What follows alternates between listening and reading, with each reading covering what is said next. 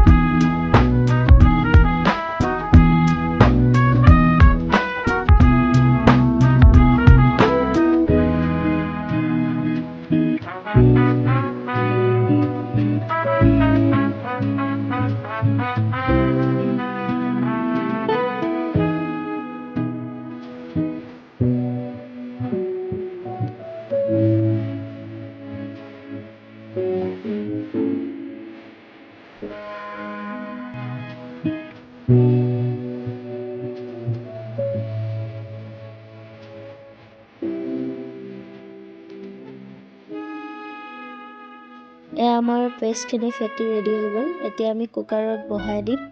লগতে গেছৰ যিটো ফ্লেম সেইটো মিডিয়াম কৰি ৰখাম আৰু কুকাৰ মুখনিখনৰ হুইচেল আৰু লবৰডাল উখুৰাই থৈ দিম। এতিয়া বলক আমি যাওঁ ক্ৰীমখিনি ফেটিবলৈ।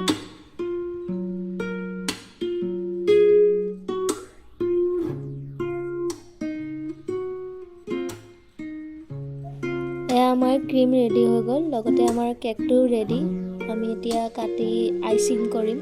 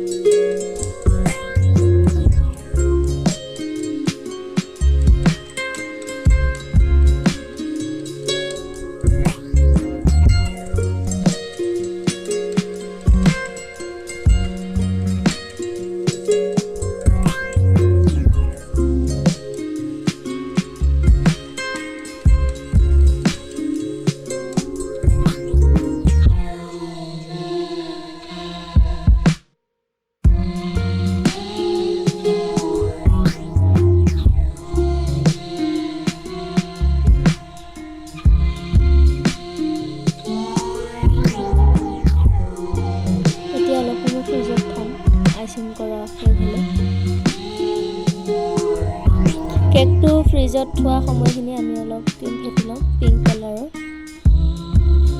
এতিয়া কেকটো আমি ফিনিচিং দিম। পিংক কালাৰে কৰিবলৈ কৈছে যিহেতু কাষ্টমাৰে, আৰু ডিজাইনো তাৰ পৰাই দিছে। অলপ চাওঁ কি কৰিব পাৰোঁ।